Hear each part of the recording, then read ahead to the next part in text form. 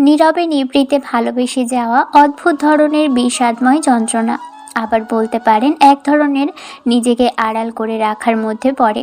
ভালোবাসার অনুভূতিগুলো অন্যরকম হয়, যেটা আস্তে আস্তে গড়ে ওঠে। আর যখন বুঝতে পারবেন তখন নায়কে আটকে রাখতে পারবেন, আবার প্রকাশ করলেও আপনি তার কাছে ভালো হতে পারবেন না।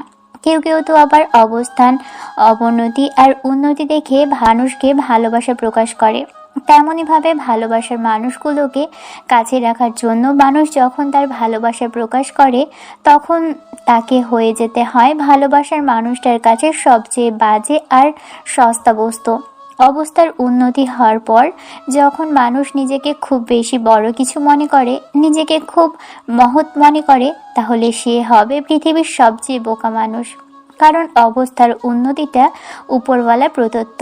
উপরওয়ালা মানুষকে সম্পদ দিয়েও পরীক্ষা করেন, আবার দারিদ্রতা দিয়েও পরীক্ষা করেন। তাই অবস্থার উন্নতি হয়ে গেলে আপনি যখন ভুলে যাবেন আপনার অবস্থানটা ঠিক আগে কেমন ছিল, তখন উপরওয়ালা নারাজ হয়ে যাবেন। তখন তিনি আবারও মানুষকে আগের অবস্থানে ফিরিয়ে আনতেও দ্বিতীয়বার ভাববেন না। সম্পদ মানুষকে হিংসুক আর অহংকারী করে তোলে, অহংকার মানুষকে ধ্বংস করে, আর হিংসা মানুষকে জ্বালিয়ে পুড়িয়ে ছারখার করে দেয়। আমাদের আজকের গল্পটা ঠিক তেমনই। খুব কাছে থেকে কেউ কাউকে ভালোবাসলে মানুষ সেটা বুঝতে পারে না। তারপর দূরে গিয়ে যখন তাকে মুক্তি দিয়ে যায়, তখন মনে হয় যে মানুষটা ঠিক কী ছিল আর কতটুকু জুড়ে ছিল। ঈশানও ঠিক তেমন করেই নীরবে নিভৃতে আর নিশ্চুপভাবেই ভালোবেসেছিল ওরই অফিসের বসের মেয়েকে। আর যাকে ভালোবেসেছিল সে তো ওর কাছে আকাশের চাঁদের মতো ছিল, একদম যেন ধরাছোঁয়ার বাহিরে ছিল। অনেক বেশি দামি মানুষ ছিল সে, আর সেই দামি বস্তুটাকে ঈশান কাছে থেকে সব সময় দেখেছে। কখনো ভালোবাসে কিংবা ভালোবাসার মতো ভুল করতে চায়নি, কিন্তু মন যে বড়ই বেহায়া ছিল, তাই ভালোবাসতে বাধ্য হয়েছিল। আর ভালোবাসাটা যে কখন কিভাবে হয়ে গিয়েছিল ঈশান সেটা বুঝতেই পারেনি। ঘটনার সূত্রপাত ছিল অদ্ভুত আর অন্যরকমভাবে। এখন আবার আপনারা ভাবতেই পারেন ভালোবাসা আবার অন্যরকম কিভাবে হতে পারে। আসলে সেদিন ভালোবাসার মানুষটার সাথে ওর দেখা হয়েছিল, সেদিন ঈশান অনেক বেশি অবাক হয়েছিল। কারণ এই শহরে এসে যে সেই দামি মানুষটাকে পেয়ে যাবে, ওর সেই ছোটবেলায় সেই খেলার সাথীকে আবারও দেখতে পাবে, সেটা ঈশান ভাবতেও পারেনি। ছোটবেলায় সেই ঝগড়ুটে খেলার সাথী, অর্থাৎ পাশের বাসার সেই কবিতা নামের মেয়েটাকে ঈশান বড্ড বেশি পছন্দ করত। ছোটবেলায় খেলতে বেরোলে দিন শেষে ঘুরে ফিরে ওই মেয়েটার কাছেই আসতো, কারণ মেয়েটা যে ওর কাছে বড্ড বেশি ভালো লাগার আর ভালোবাসার জায়গা ছিল, সেটা বয়স বাড়ার সাথে সাথেই বুঝতে পেরেছিল। আর যতদিনে বুঝতে পেরেছিল ততদিনে অনেক বেশি দেরি হয়ে গেছিল, কারণ সে সময় মেয়েটা ওর থেকে অনেক দূরে সরে গিয়েছিল। ঝগড়ার আর কথা কাটাকাটি ছলে দুজনের মাঝেই দূরত্ব সৃষ্টি হয়েছিল প্রথমে। তারপর কোথায় যে মেয়েটা হারিয়ে গেল, তারপর তাকে আর খুঁজে পাওয়া যায়নি। ঈশান ভেবেছিল মেয়েটার সাথে আর কখনো দেখা হবে না, তবে দেখা তো হলো, কিন্তু পুরো 15টা বছর পরে। আর ততদিনে মেয়েটা হয়তো ওকে ভুলেও গেছে, ওকে দেখার পর চিনতেও পারেনি। কে জানে, চিনতে পারলেও বোধহয় সেটা প্রকাশ করেনি। ঈশান ভাবেনি কবিতা ওকে এমন করে ভুলে যাবে আর ইগনোর করবে। অবশ্য অতীত আর বর্তমানকার কবিতার মধ্যে আকাশ পাতাল তফাৎ, কারণ মেয়েটা এই শহরে আসার পর অনেক বদলে গেছে। আর ঈশানের সাথে দেখা হবার পর মেয়েটা ভালোভাবে কখনো কথা বলেনি। চিনতে পারলেও হয়তো সেটা কবিতা কখনো প্রকাশ করেনি। ঈশান যখন ওর অফিসের স্টাফ হিসেবে এসেছিল, মেয়েটা তখন ওকে দেখে হাজারটা প্রশ্ন করেছিল। ঈশানের আব্বুর সাথে কবিতার আব্বুর অনেক আগে থেকেই যোগাযোগ ছিল। ঈশানের আব্বু জানতো কবিতার পরিবার কোথায় থাকে। আব্বু ঈশানকে এই বিষয়টা জানায়নি। তারপর যখন একটা চাকরির খুব প্রয়োজন হয়েছিল ছেলের, তখন আব্বু কবিতার আব্বুর ঠিকানা দিয়ে বলেছিল ওই ঠিকানায় এসে ওর আব্বুর কথা বললে হয়তো লোকটা ওকে একটা কাজের ব্যবস্থা করে দিবে। কিন্তু ঈশান জানতো না এই লোকটাই কবিতার আব্বু, অর্থাৎ ওদের পাশের বাসার সেই আঙ্কেল। ঈশান শহরে এসে ভদ্রলোকের সাথে দেখা করেছিল। ঈশান প্রথমে কবিতার আব্বুকে চিনতে না পারলেও লোকটা ওকে জিজ্ঞেস করেছিল, তুমি ঈশান? মানে আফজাল সাহেবের ছেলে? জি আঙ্কেল, আমি ঈশান। কিন্তু আপনি আমাকে চিনতে পারলেন কি করে? কারণ আমি তোমাদের পাশের বাসার সেই আঙ্কেল যার মেয়ের সাথে তুমি ছোটবেলায় খেলা করতে। ঈশান তখন লোকটার পায়ে হাত দিয়ে সালাম করতে গেলে লোকটা ওকে আটকে দিয়েছিল আর বলেছিল পায়ে হাত দিয়ে সালাম করতে হয় না। ঈশানের সাথে লোকটা অনেকক্ষণ যাবৎ সেদিন কথা বলেছিল। এত দূরের শহরে এসে নিজের গ্রামের কাউকে দেখার পর ঈশানের ভালো লেগেছিল আর ভদ্রলোক ওর সাথে বেশ ভালোভাবেই কথা বলেছিল। তারপর যখন ঈশান অফিসে এসেছিল তখনই কবিতার কথা মনে পড়ে। ভাবে কবিতার আব্বুর সাথে দেখা হলে তাহলে মেয়েটা কোথায় গেল। তারপর বসের সাথে দেখা করতে এসে যখন কবিতাকে দেখে তখন ভেবেছিল এটাও সেই কবিতা নয় যে কবিতার সাথে ও খেলা করত, যে মেয়েটা সব সময় ওর সাথে কথা কাটাকাটি করত, খেলা নিয়ে ঝামেলা বাঁধাতো, সেই মেয়েটা ও নয়। আজ সামনে যে বসে আছে, কারণ সামনে বসা চেয়ারে বসে থাকা মেয়েটার কথাবার্তা ব্যবহার পুরোই চেঞ্জ ছিল। মেয়েটার কখনোই ওর সাথে আগে এমন করে কথা বলেনি। আর তারপর যখন এরকম আচরণ দেখছিল তখন ঈশান ভেবেছিল এই মেয়েটার সাথে আগের মতো আর সেই সম্পর্ক কিংবা সেই আগের কথাটা মনে না করিয়ে দেয়াই ভালো। ঈশানের সেদিনে সেই ভাবনাটা ভুল প্রমাণিত হয়েছিল, কারণ 6 মাস বাদেই যখন কবিতার বিয়েটা পাকা হলো তখন ঈশানকে অফিসের ম্যানেজার হিসেবে নিয়োগ দেওয়া হয়। অফিসের বসের মেয়ে অর্থাৎ কবিতার বিয়ের সম্পূর্ণ কাজের দায় দায়িত্ব ভার সব ঈশানকে দেওয়া হয়। আর বসের মানে কবিতার কোনো ভাই ছিল না, ওরা 2 বোন। ছোট বোনটা সবেমাত্র এইচএসসি দিয়েছে আর কবিতা পড়ালেখা শেষ করে এখন অফিসের কাজে হাত লাগিয়েছিল। হঠাৎই বস মেয়েটাকে বিয়ে দেওয়ার জন্য উঠে পড়ে লাগলেন আর মেয়েও বেঁকে বসেছিল, কারণ বাজে একটা ছেলের সাথে কবিতার রিলেশনে জড়িয়ে পড়েছিল। ঈশান সেটা জানতো, সেজন্য হয়তো ঈশানের প্রতি কবিতার এক প্রকার রাগ ছিল। কবিতা ভেবেছিল যে ঈশানের সব বিষয়ে ওর আব্বুর কাছে জানিয়ে দিয়েছে, তাই সব সময় মেয়েটা ওকে বকাঝকা করত। তারপর কবিতাকে বিয়ের কথা বললে তখন মেয়েটা রাজি হচ্ছিল না। মেয়েটাকে রাজি করাতে কবিতার আব্বু কান্নাকাটি করে ইমোশনালি ব্ল্যাকমেল করেও যখন কাজ হয়নি তখন এক প্রকার অসুস্থতার নাটক করে মেয়েটাকে বিয়েতে রাজি করালো। 1 সপ্তাহ পরে যখন বিয়ের কথাটা উঠল তখন কবিতা খুব সহজভাবেই বিয়েটা করে নিতে চাইছিল, কিন্তু বাঁধ সাজলো বরাসা নিয়ে। গত 7 দিন যাবৎ ঈশান গায়ে গতরে খেটে একদম বিয়ে বাড়িটা ঝকমকে আর আলোকসজ্জায় সজ্জিত করেছে। কবিতার আব্বু বারবার করে সম্পূর্ণ বিয়ের অ্যারেঞ্জমেন্ট ওকে করতে বলেছিল, আর তার উপর কবিতার আব্বু ঈশানকে দিয়েছিল যদি বিয়েটা স্বয়ং সম্পূর্ণভাবে কোনো ঝামেলা ছাড়া শেষ করতে পারে তাহলে ওকে কাজটা সম্পূর্ণ করার জন্য পুরস্কৃত করবেন। আর পুরস্কৃত মানে কি সেটা ঈশান বুঝতে পেরেছিল, হয়তো ভদ্রলোক ওকে কিছু টাকা দিয়ে সাহায্য করবে। গ্রামে ঈশানের পরিবারের অবস্থাটা খুব বেশি ভালো ছিল না। আব্বু আম্মু আর বোনকে নিয়ে এক প্রকার হিমশিম খেতে হচ্ছিল। গ্রামে চাষবাসের অবস্থা খুব বেশি একটা ভালো না, তাই চাষবাস করে যা পেত তা দিয়ে গ্রামে পরিবারকে নিয়ে চলা একদম কঠিন ছিল। তারপর বোনের পড়ালেখা আর আব্বুর ঔষধপত্র সব মিলিয়ে সংসার চালাতে আরেকটু কষ্ট হচ্ছিল। ঈশান বসের কথাতে 7 দিন যাবৎ খেটে খুঁটে ম্যাডামের বিয়ের তোড়জোড় করলো। তখন বস খুব খুশি ছিল। বিয়ের দিন সকাল পর্যন্ত সব কিছু ঠিকই ছিল, কিন্তু দুপুর থেকে কেন জানি বস হাঁসফাঁস করছিল। ভদ্রলোককে এরকম করতে দেখে ঈশান বারবার বিষয়টা জিজ্ঞেস করলে তখন উনি খানিকটা অসুস্থ হয়ে পড়েন। তারপর আত্মীয় স্বজন এসে ওনাকে যখন জিজ্ঞেস করে কি হয়েছে তখন কবিতার আব্বু বলেছিল বর নাকি বিয়ে করবে না বলে পালিয়েছে। গত কয়েক ঘন্টাতেও নাকি তাকে খোঁজ খবর করে কোথাও পাওয়া যায়নি। এসব জানার পর কবিতার আব্বু টেনশনে অসুস্থ হয়ে পড়ে আর ঈশানও এবার বেশ খানিকটা ভয় পেয়ে যায়।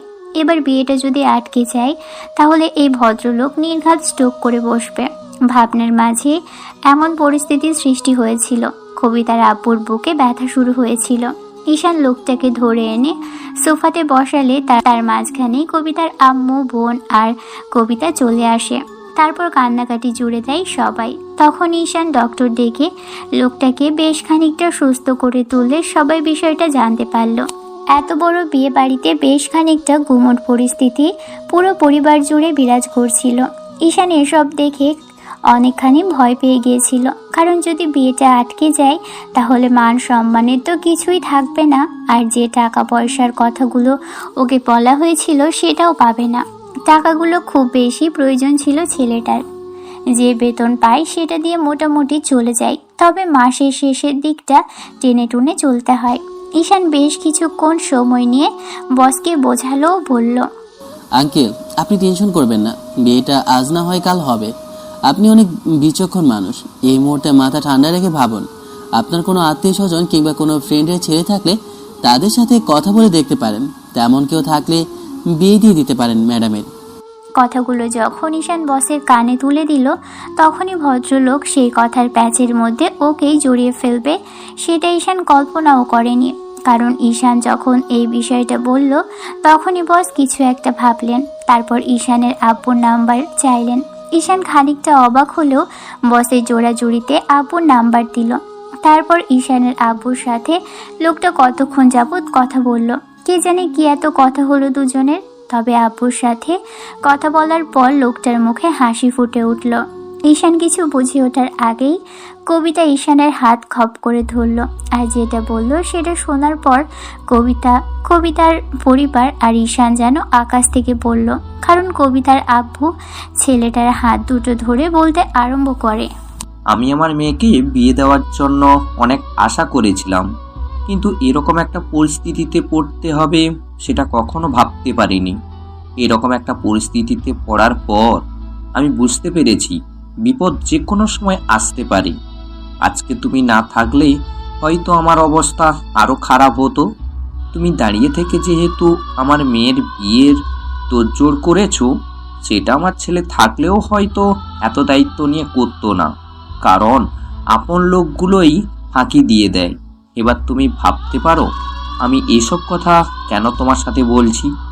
তোমাকে বলছি তার একমাত্র কারণ হচ্ছে আমি তোমার আব্বুর সাথে কথা বলেছি। তুমি এতক্ষণ যাবৎ বললে না আমার কোনো বন্ধু কিংবা আত্মীয় স্বজনের ছেলে থাকলে তার সাথে যেন মেয়ের বিয়ে দিই। তাই আমি অনেক ভেবেচিন্তে দেখলাম, বুঝলে তো, তোমার থেকে হাতের কাছে ভালো কোনো ছেলে আমি এই মুহূর্তে পাচ্ছি না। আর তোমার সাথে বিয়ে দেওয়ার কথা আমি ভেবেছি যখন তুমি এই আইডিয়াটা আমাকে দিলে।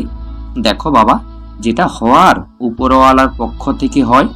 এরকম একটা পরিস্থিতির সৃষ্টি না হলে আজকে হয়তো তোমার সাথে আমার মেয়ের বিয়ের কথাটা উঠতো না, আর আমি এসব কথা বলতামও না। তুমি হয়তো অবাক হচ্ছ, কিন্তু আমি তোমার আব্বু আম্মুর সাথে কথা বলে নিয়েছি, তারা রাজি আছে। তাই এখন তোমাকে এই বিয়েটা করে আমার মান সম্মানের উদ্ধার করতে হবে। দেখো বাবা, আমি তোমার বাবার মত, তোমার বাবার বন্ধু হয়ে আমি তোমার কাছে রিকোয়েস্ট করছি, নিজের বাবার মতো ভেবে আমাকে ফিরিয়ে দিও না। আমাকে এইটুকু দয়া করো। আব্বু বলছে এসব, তোমার কি মাথা খারাপ হয়ে গেছে? কিসব বাজে বাজে কথা বলছো? তোমার চিন্তা ভাবনা দেখে আমি অবাক হচ্ছি। এরকম একটা সিদ্ধান্ত তুমি নিতে পারো কি করে? একে আমার বিয়েটা এরকম একটা ছেলের সাথে ঠিক করলে, আবার আজকে এখন এসে বলছো এই গাধাটাকে আমার বিয়ে করতে হবে। সামান্য এক কর্মচারীকে কিনা আমার বিয়ে করতে হবে? ওকে বিয়ে করলে আমার জীবনটা নষ্ট হয়ে যাবে, তুমি বুঝতে পারছো না? ওর কি আছে? ও কি করতে পারে? আমাকে ভালো রাখবে? আর সবচেয়ে বড় বিষয়, ওর মতো একটা গরিব ভিখারিকে বিয়ে করবো আমি? তুমি সেটা ভাবলে কি করে আব্বু? আমি খুব ভালো করেই বুঝতে পারছি যে তুমি বিয়েটা আটকে দিয়েছো। তুমি যে তোমার ওই নোংরা বয়ফ্রেন্ডের জন্য এসব করেছো সেটা আমার মাথায় খুব ভালো করে এসেছে। শোনো মামনি, তুমি এতটা বড় হয়ে যাওনি যে নিজের ভালো মন্দ বিচার করতে শিখেছো। তুমি হয়তো জানো কোনটা কম দামি আর কোনটা বেশি দামি, কিন্তু মানুষ চিনতে তুমি বরাবরই ভুল করেছো। তাই আমি যেটা করছি সেটা তোমার ভালোর জন্য। আজকে হয়তো ঈশানকে তোমার কাছে পছন্দ হচ্ছে না, কিন্তু দিন শেষে এই ছেলেটাকেই তোমার জন্য পারফেক্ট মনে হবে। আমি যা চয়েস করেছি সেটা তোমার জন্য ভালো হবে, যার সাথে তুমি সারা জীবন থাকতে পারবে। এই ছেলে তোমাকে কখনো ঠকাবে না, যে তোমার সম্পত্তি হবে না, তোমাকে ভালোবাসবে শুধু সারা জীবন তোমার সাথে থাকার জন্য। এখন নির্দ্বিধায় বিয়েটা করে নাও। আজ বাদে কাল যখন ওর ভালোবাসাটা বুঝতে শিখবে, তখন তোমার মনে হবে যে তোমার বাবা তোমার জন্য জীবনের সবচেয়ে গুরুত্বপূর্ণ বিষয়টাই সিদ্ধান্ত নিয়ে অনেক বড় উপকার করেছে। বাবা হিসেবে এইটুকু আমাকে করে দাও। ওকে, আমি বিয়ে করব না, আমার পক্ষে সম্ভব না। তুমি বিয়েটা ক্যান্সেল করে দাও, যেটা হয়েছে সেটা ভুলে যাও। আর এখনকার দিনে এইসব বিষয় নিয়ে কেউ আর মাথা ঘামায় না, বুঝেছো? তুমি এইসব নিয়ে আর চিন্তা করো না। আমি খুব ভালো করেই বুঝতে পারছি ছেলেটার বিয়ে করতে না আসার পেছনের কারণ তুমি। গুন্ডা দিয়ে ওকে ভয় দেখিয়েছো, তোমার ওই গুন্ডা বয়ফ্রেন্ডকে দিয়ে সব করিয়েছো, তাই তো? তুমি যদি তাই ভেবে থাকো তাহলে তাই। এরপরে আমি ওকে বিয়ে করতে পারবো না, আমার পক্ষে সম্ভব না এর মতো একটা ছেলেকে বিয়ে করা। তুমি যদি ভেবে থাকো ওর কিচ্ছু নেই সেই জন্য তুমি ওকে বিয়ে করবে না, তাহলে সেটা তোমার অহংকার।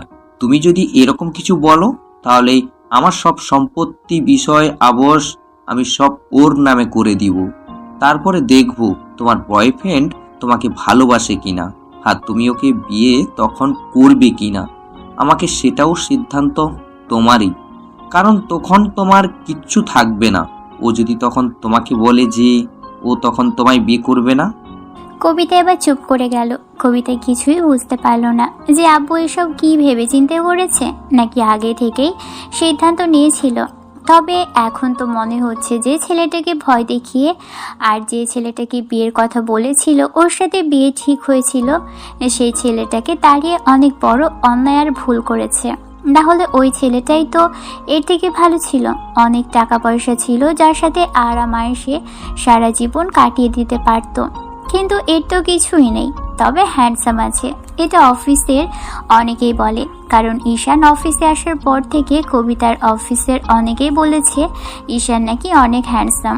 আর এইসব কবিতার কানে এসেছে, কিন্তু মেয়েটা কানে তোলেনি। এখন বারবার মনে হচ্ছে যে সত্যি কি হ্যান্ডসাম।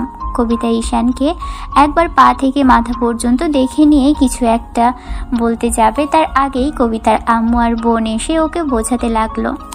বলল বিয়েটা হয়ে গেলে সব ঠিক হয়ে যাবে। অনেক আত্মীয় স্বজন পর্যন্ত মেয়েটাকে বোঝালো, কিন্তু কে বোঝে কার কথা। 2 ঘন্টা যাবৎ বোঝানোর পর মেয়েটা রাজি হলো, কিন্তু ওর সাথে থাকবে না বলে জেদ ধরল। ঈশান যেন কবিতার কাছে না আসে সেই কথা বলে মেয়েটা একগাদা শর্ত দিল। এদিকে ঈশানও বিয়েটা করতে চাইছিল না। শেষে কবিতার আব্বু ওর হাতে পায়ে ধরতে গেলে ঈশানের আব্বুর কাছে ফোন করে বিষয়টা জানালে আব্বু ওকে ফোন করে জানালো বিয়েটা যেন করে নেয়। ছেলেটা তার বাবার এসব কথা শুনে অবাক হচ্ছিল। ঈশান পুরো একটা শক্তের মধ্যেই ছিল। বিয়েটা যতক্ষণে হয়েছে ততক্ষণে মনে হয়েছে যে ও হয়তো একটা ভুলের মধ্যে আছে, আর না হলে একটা স্বপ্নের মধ্যে আছে। ঈশান ভাবতেও পারেনি অফিসের ম্যাডাম অর্থাৎ ছোটবেলার সেই খেলার সাথী জেদি আর অহংকারী মেয়েটাকে ওর বিয়ে করতে হবে। ঈশান চুপচাপ কিছুক্ষণ যাবৎ বসে রইল। যখন কবুল বলতে বলা হলো, ঈশানের মনে হচ্ছিল মাথায় আকাশ ভেঙে পড়েছে। যে মেয়ে কিনা ওকে চিনতেই পারছে না, যে ওকে সহ্যই করতে পারে না, তাকে কিনা শেষে বিয়ে করতে হচ্ছে। যাই হোক, বিয়েটা শেষ হতেই 12টা অবধি সবার সাথে ঈশান বসে থাকলো আর সবার কথা শুনলো। কি থেকে কি করবে, কাল কি হবে সেটা নিয়ে সবাই কথা বলছিল আরও শুনছিল। কবিতার আম্মু ঈশানকে মেয়ে জামাই বলে অনেক আদর আপ্যায়ন করলো। ছেলেটার গলা দিয়ে খাবার নামছিল না দেখে নিজের হাতে খাবার মেখে খাইয়ে দিল। ঈশান বুঝতে পারছে না ওকে এত আদর আপ্যায়ন কেন করা হচ্ছে। ফাঁসির আসামিকে যেমন ফাঁসিতে ঝোলানোর আগে সাজিয়ে গুছিয়ে ফাঁসির মঞ্চে নিয়ে যাওয়া হয়, তেমন করে ঈশানকেও হয়তো এরকম করে আজকে বিপাকে ফেলবে বলে এমন করে আপ্যায়ন করা হলো। ছেলেটা অনেকক্ষণ যাবৎ ভাবলো এই মেয়ের সাথে ওর পক্ষে থাকা কখনোই সম্ভব না। আপুই বা কী করলো? আর অফিসের বস জেনে শুনে নিজের মেয়ের সাথে এরকম একটা কাণ্ড কেনই বা ঘটালো, যেখানে এসেছিল অতিথি হিসেবে আর ম্যানেজার হিসেবে দায়িত্ব পালন করতে, সেখানে কিনা এই মেয়েকে ওর বিয়ে করতে হলো।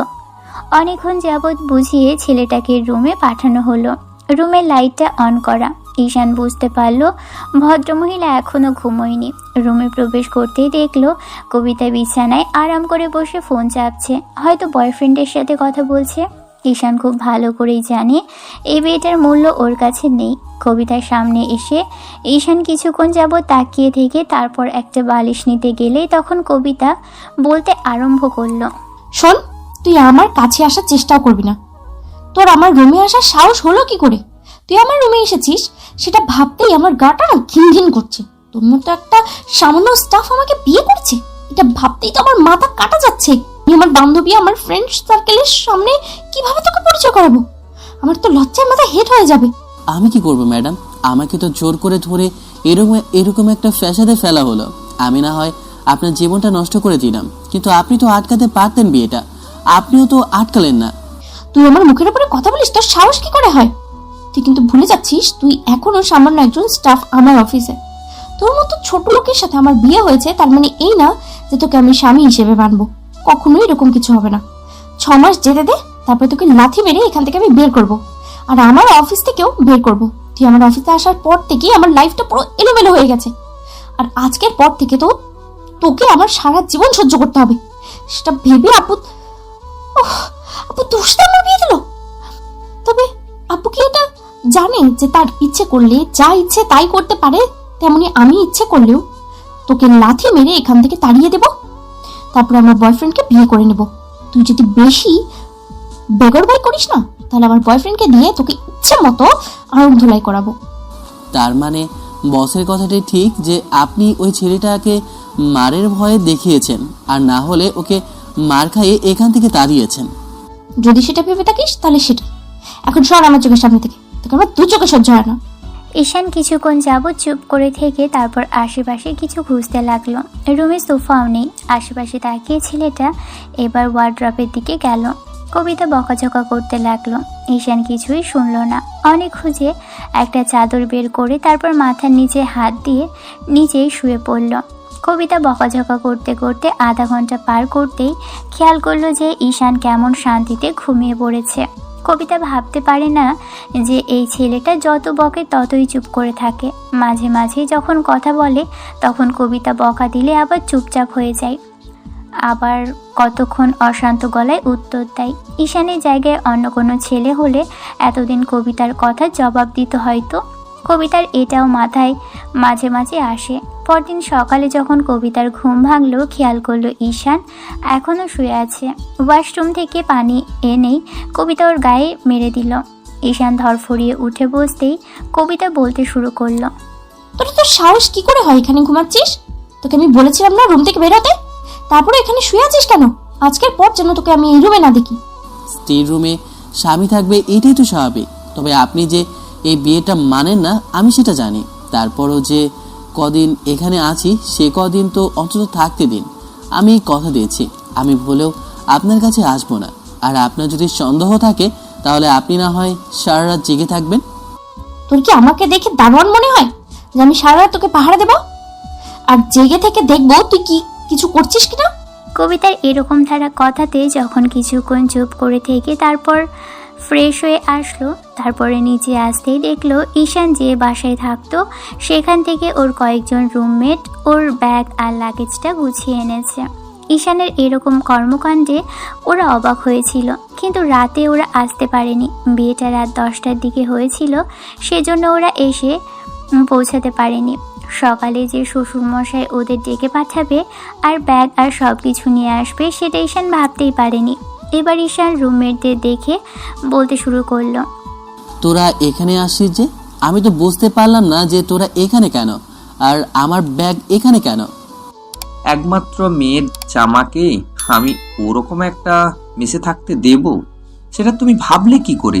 তুমি এখন থেকে এখানেই থাকবে, আর অফিসের সিও এখন থেকে তুমি। কবিতা আর অফিসে যাবে না, কারণ আমি আর কবিতাকে আর অফিসে যেতে দেব না। আমি এমন একটা মানুষকে চেয়েছিলাম যাকে আমি নির্দ্বিধায় সন্দেহ ছাড়াই বিশ্বাস করতে পারবো। তুমি ঠিক তেমন একটা মানুষ ঈশান। ম্যাডাম এসব জানতে পারলে রাগ করবে আঙ্কেল, আর আপনি এরকম কিছু করবেন না প্লিজ। আমার এসবের প্রতি কোনো লোভ নেই, আর ইচ্ছা নেই অফিসের সিও হওয়ার।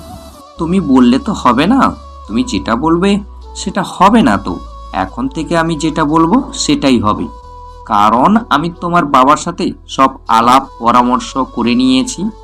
আমার মেয়ের ভালোর জন্য যা করতে হয় আমি সেটাই করব। কিন্তু আঙ্কেল, ম্যাডাম এসব কিছুই মানবে না। যদি জানতে পারে তাহলে অনেক রাগারাগি করবে। ম্যাডাম কিসের? হ্যাঁ, কোনো ম্যাডাম ট্যাডাম নেই। তুমি নিজের বউকে ম্যাডাম বলছো কেন? এখন থেকে নাম ধরে ডাকবে। আঙ্কেল, আমি বুঝতে পারছি না যে আপনি এরকম সব কেন করছেন। এত তাড়াতাড়ি এত সব করলে ম্যাডাম কিছুই মানতে পারবে না। এমনিতেই উনি রাগ করে আছে, তার উপর জোর করে বিয়েটা দেওয়ার কারণে। এবার শ্বশুরমশাই ঈশানের হাত ধরে টেনে নিয়ে তারপর ওকে একটা সোফায় বসালো আর বলতে আরম্ভ করলো। ঈশান, প্রথমে একটু আর একটু এরকম হবে না, কিন্তু কিন্তু দিন শেষে দেখবে তোমার বউ একদম ঠিক তোমার ভালোবাসা বুঝতে পেরেছে। এখন আমার মেয়েটা একটু রাগ করলেও পরবর্তীতে সব কিছু ঠিক হয়ে যাবে, কারণ ওকে আমার খুব ভালো করেই চেনা আছে। ছোটবেলা থেকে তুমি ওকে যতটুকু দেখেছো আমি ওকে সারা জীবন ধরে দেখেছি। ও যা ইচ্ছে তাই বলতে পারি, কিন্তু দিন শেষে ও বুঝতে পারবে কি ওর জন্য ভালো আর কেউ ওর জন্য খারাপ। তার মানে আঙ্কেল, আপনি কি বলতে চাইছেন? আমি কিছু বুঝতে পারছি না। আমি খুব ভালো করে জানতাম কবিতার সাথে যে ছেলেটার বিয়ে ঠিক করেছি ওকে যে করেই হোক কবিতা ভাঙাবে, আর তারপরেই আমি সিদ্ধান্ত নিয়েছিলাম যে তোমার সাথেই ওর বিয়েটা দিব। সব কিছু পরিকল্পিত ছিল? তাহলে আব্বুকে বলার আর এসব নাটক কেন করলেন আঙ্কেল? আপনি বুঝতে পারছেন না যে আপনার মেয়ে কখনোই আমাকে মেনে নেবে না? আর এইসব বিষয় যদি জানতে পারে তাহলে সম্পূর্ণ আমাকে দোষারোপ করবে। এরই মাঝে কেউ একজন সিঁড়ি দিয়ে নামতে নামতে বলতে লাগলো। আমাকে কিছু বোঝাতে হবে না, আমি খুব ভালো করে জানি এসব আব্বু প্ল্যান করে রেখেছে। তবে আব্বু, তুমিও ভালো করেই শুনে রাখো, ওর সাথে আমার পক্ষে থাকা সম্ভব না।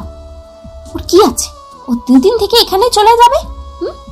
কারণ আমার সাথে মানিয়ে নিতে সে পারবে না। আমার মতো হাই সোসাইটির মেয়ে কখনো ওর মতো একটা খ্যাত ছোট লোককে স্বামী হিসেবে মানতে পারে না, আর না তার সাথে থাকতে পারবে। তুমি সেটা খুব ভালো করেই বুঝতে পারছো। মুখ সামলে কথা বলো।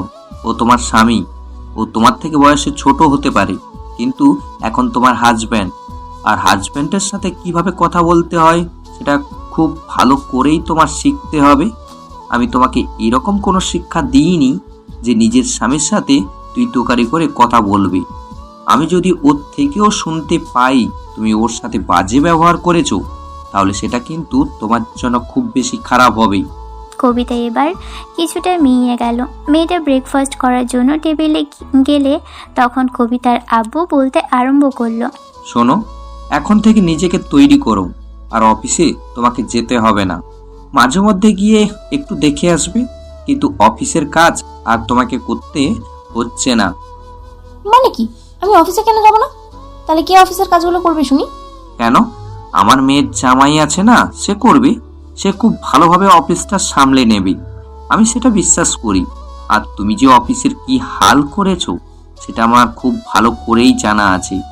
তোমাকে যে আমি বিশ্বাস করে বসিয়েছিলাম, আর তারপর তুমি কি করেছো এই কয়েকটা বছরে সেটা আমার খুব ভালো করেই জানা আছে। তার মানে তোমার ব্রেন ওয়াশ করা হয়ে গেছে।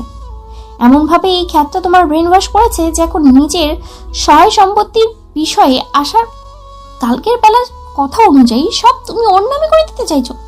তুমি কি জাদুটনা করেছিস হ্যাঁ আমার বাবাকে, যার জন্য তোর মতো একটা গেও খ্যাতকে শেষে কিনা নিজের জামাই করলো, এমনকি অফিসের দায়িত্ব পর্যন্ত দিল। তুই যদি ভেবে থাকিস এগুলো করে আমার বাবার কাছে প্রিয় হতে পারবি, কিন্তু আমারও কখনো তুই স্বামী হতে পারবি না, আমি বলে দিলাম। সেদিনের পর থেকে ঈশান অনেকবার চেষ্টা করেছিল কবিতার সাথে সব কিছু মানিয়ে নেওয়ার, সব কিছু ঠিক করে নেওয়ার, কিন্তু কবিতা ওকে কাছেই আসতে দেয়নি। উল্টো ওর সাথে তেমন করে কথাও বলে না। ঈশান যতবার মেয়েটাকে বুঝিয়েছে ওইগুলো করেছে, আর যেটা করতে চাইছে সেগুলো ভালো না। ওই ছেলেটার সাথে, অর্থাৎ যে ছেলেটার সাথে ওর রিলেশন ছিল, সেই ছেলেটা যখন বুঝতে পেরেছে ওর বিয়েটা হয়েছে ওদের অফিসের ম্যানেজারের সাথে, আর এখন সব টাকা পয়সার হিসেব ওই ছেলের কাছেই থাকে, আর ভবিষ্যতে তাকেই এই সব কিছুর মালিক করে দিবে। কবিতার থেকে ছেলেটা তখন নিজে থেকেই কেমন দূরে সরে যেতে লাগলো।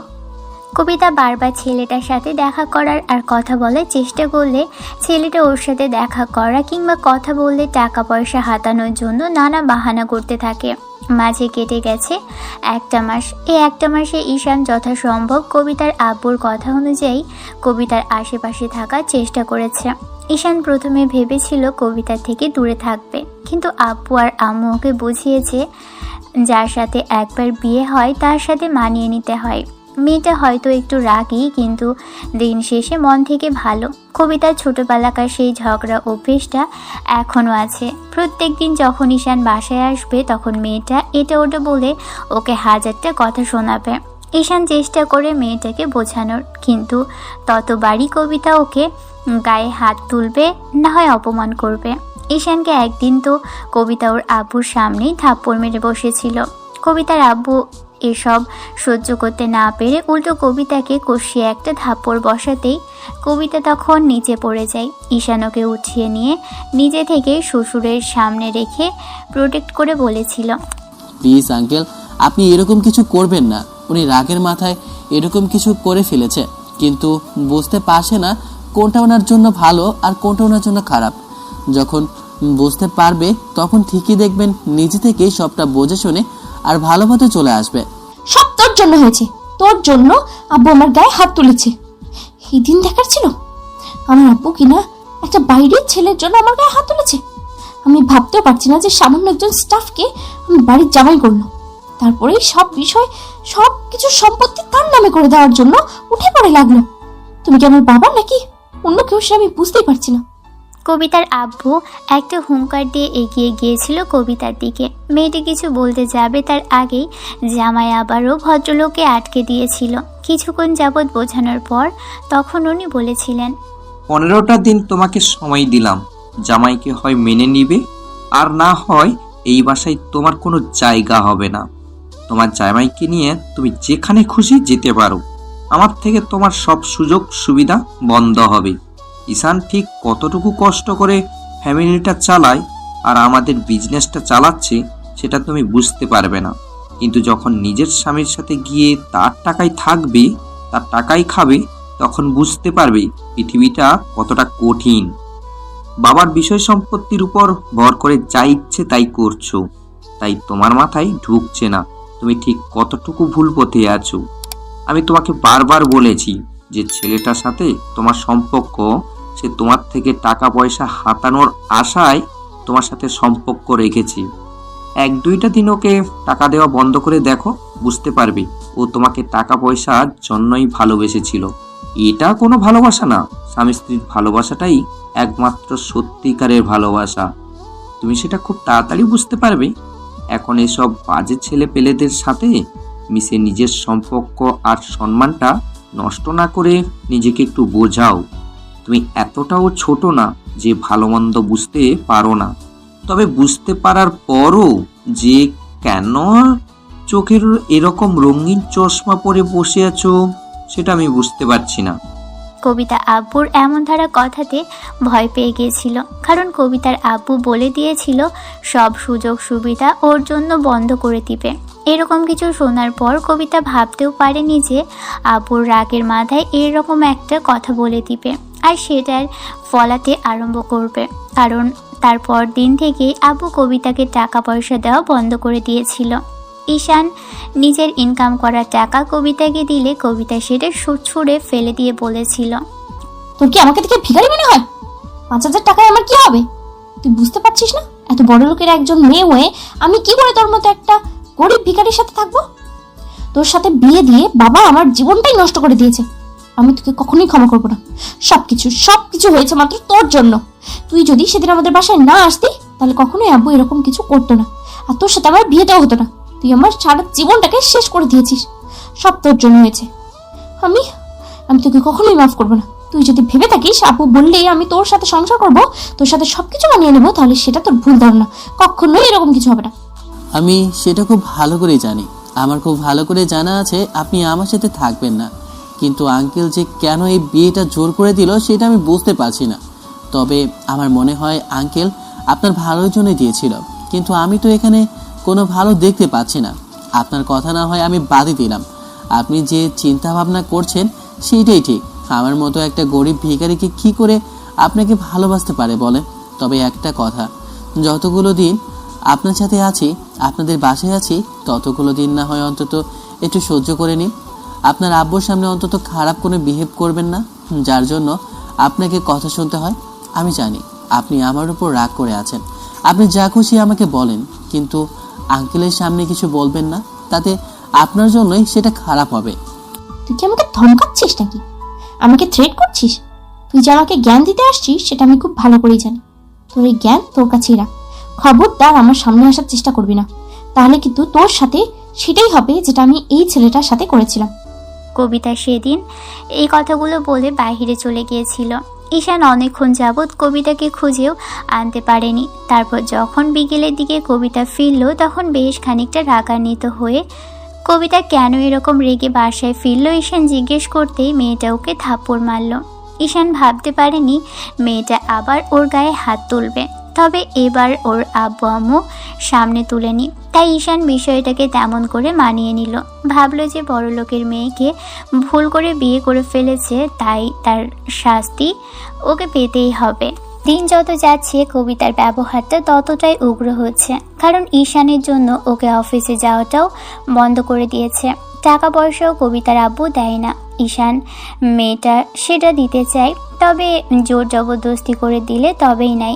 মেয়েটা বাইরে গিয়ে ড্রিঙ্কস করে আসছে কয়েকদিন যাবৎ। ঈশান সেটা দেখে বারবার বারণ করলে কবিতা আবার সে একই কাজ করে, ওকে হাজারটা কথা বলে অপমান করছে, অবহেলা করছে।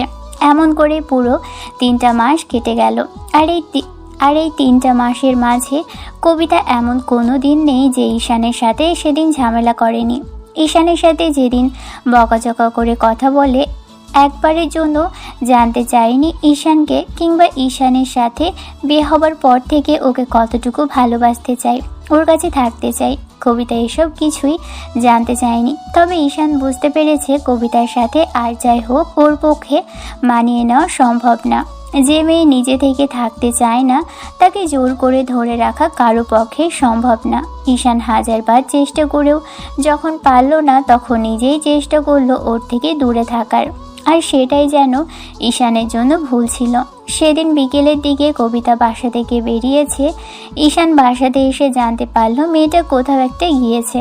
ঈশান অনেক খোঁজাখুঁজির পর তারপর একটা পার্টিতে গিয়ে পেল।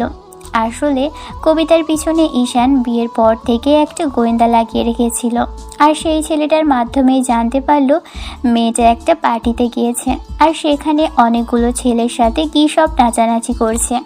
এই মেয়েটা এতগুলো ছেলের মাঝে ওরই বা কাজ কি? ঈশানের খারাপ লাগলো এটা ভেবেই। একে তো ওকে বর হিসেবে মানে না, তার উপর আবার ছেলেদের সাথে এভাবে মেলামেশা করে। এসব ঈশানের মোটেও পছন্দ না। কবিতার আব্বুর কথায় আর আম্মুর কথায় ভেবেছিল যে মেয়েটা আস্তে আস্তে ঠিক হয়ে যাবে, কিন্তু এই মেয়ে যে ঠিক হবার নয় সেটা এখন ঈশান খুব ভালো করেই বুঝতে পারছে। তাই সিদ্ধান্ত নিয়েছে যত তাড়াতাড়ি সম্ভব ওকে ডিভোর্স দিয়ে এখান থেকে তাড়াতাড়ি চলে যাবে। ঈশান সেদিন যখন কবিতাকে আনতে গেল তখন যেন জীবনের সবচেয়ে বড় ভুল ছিল, কারণ কবিতার বয়ফ্রেন্ড ওকে বাধা দিয়েছিল কবিতাকে ছেলেটা নিয়ে যেতে দিবে না বলে, কারণ ওদের খুব বাজে একটা চিন্তাভাবনা ছিল কবিতার সাথে আজকে জোর করে কিছু করার। তাই ঈশান সেটা বুঝতে পেরে ছেলেটাকে হাত দিয়ে দূরে সরাতে গেলে ছেলেটা ওকে যখনই মারতে নিবে তখন ঈশান কষিয়ে ওর বুক বরাবর সবার সামনে একটা লাথি মেরে দিতেই ছেলেটা পাশে থাকা সুইমিং পুলে পড়ে যায় আর হাবুডুবু খেতে থাকে। তখন ঈশান বেশ খানিকটা রাগী কণ্ঠে বলতে শুরু করে, জানোয়ার, তুই যদি ভেবে থাকিস আমার বিয়ে করা বউয়ের গায়ে হাত দিবি কিংবা ওর সাথে বাজে কিছু করবি, তাহলে তোর চোখ আমি উপড়ে ফেলবো, তোর হাত আমি ভেঙে দেব। তুই কি ভেবেছিস আমি ওকে ছেড়ে দিয়েছি? তার মানে এই না যে আমি ওকে সারা জীবনের জন্য ছেড়ে দিয়েছি, কখনোই না। ওকে আমি স্বাধীনতাটুকুই দিয়েছি, ওর বাবার বাইরে থেকে ও যতটুকু পেয়েছে, তবে যখন প্রয়োজন হবে তখন আমি নিজের করে নেব। ঈশান কবিতার দিকে তাকাতেই দেখলো মেয়েটা ঢুলছে। তখন ঈশান এসে ওকে ধরতে গেলে কবিতা ওকে কিছু বলতে গেলে ঈশান তার আগেই কষিয়ে একটা থাপ্পড় বসালো মেয়েটার গালে। সাথে সাথে ও ঢুলে পড়ে যেতে গেলে ঈশান ওকে পাঁজাকোলা করে তুলে নিল। সারা রাস্তা মেয়েটাকে কোলের মধ্যে বসিয়ে ড্রাইভ করেছে, আর কবিতা ঈশানের গলা জড়িয়ে ধরে রেখেই ঘুমিয়ে পড়েছিল। ঈশান বাসায় আসলো মেয়েটাকে ওই অবস্থায় নিয়ে। বাসায় আসার পর দেখলো শ্বশুর শাশুড়ি আর তাদের ছোট মেয়ে ডাইনিংয়ে বসে আছে। ওরা বিষয়টা জিজ্ঞেস করলে ঈশান সবটা খুব সহজে বলে দিল। আর তারপর কবিতাকে রুমে এনে বেডে শুয়ে দিল। পরদিন সকালে যখন কবিতা উঠে দেখলো ঈশানের বুকের মধ্যে ঘুমিয়ে আছে, তখন মেয়েটা যেন বাঘের মতো গর্জন করে উঠল। ও ভাবতেও পারেনি যে ঈশান ওকে জড়িয়ে ধরে ঘুমোবে। তখনই ছেলেটা বলতে আরম্ভ করলো, কি হয়েছে? কি সমস্যা তোমার? এভাবে চিৎকার চেঁচামেচি করছে কেন? স্বামীর কাছে স্ত্রী থাকতে পারে, তার জন্য এত চিৎকার করতে হয়? আজকের পর থেকে তুই আমার কাছে আসার চেষ্টা করলে না, সেটা তোর জন্য ভালো হবে না। আর আমি বাসায় এলাম কি করে? আমি তো পার্টিতে ছিলাম। তাহলে পার্টিতে থেকে নিজের সম্মানটা খোয়াতে চাচ্ছিলে, তাই তো? আমি সেটা খুব ভালো করেই জানি। তোমাদের মতো বড় লোকের মেয়ের কাছে এসব ভাত মাছ হতে পারে, কিন্তু আমার বউয়ের গায়ে কেউ হাত দিবে কিংবা আমি বেঁচে থাকতে তার সাথে কেউ বাজে কিছু করার চিন্তা ভাবনা করবে, তাহলে আমি তার চোখ উপড়ে ফেলবো। আর খবরদার, আজকের পর থেকে আমার অনুমতি ছাড়া যদি বাইরে গিয়েছো, তাহলে সেটা তোমার জন্য খুব বেশি খারাপ হবে। ঈশান কিছু বলতে যাবে তার আগেই ঈশান ওকে বিছানার সাথে চেপে ধরলো। তারপর ওর ঘাড়ে আর গলায় কয়েকটা চুমু খেয়ে আর নাক ঘষে দিয়ে বলতে লাগলো, চাইছি না জোর করে কিছু করতে। নিজে থেকে ভালো পথে আসবে আর ভালোভাবে স্বামীর ভালোবাসা বুঝতে চেষ্টা করবে। আর হ্যাঁ, আজকের পর থেকে যেন ওই রাস্তার কুকুরটার সাথে তোমাকে না দেখি, তাহলে সেটা তোমার জন্য খুব ভালো হবে না, বলে দিলাম বউ।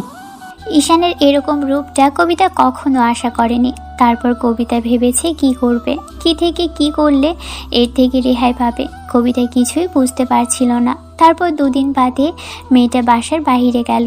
তবে বাসার বাহিরে যাওয়ার পর যা করলো সেটাই ঈশানের জন্য খুব বেশি বাজে হয়ে দাঁড়ালো। কারণ ওই বদমাইশ ছেলেটাকে নিয়ে কবিতা খুব বাজে একটা প্ল্যান করেছিল।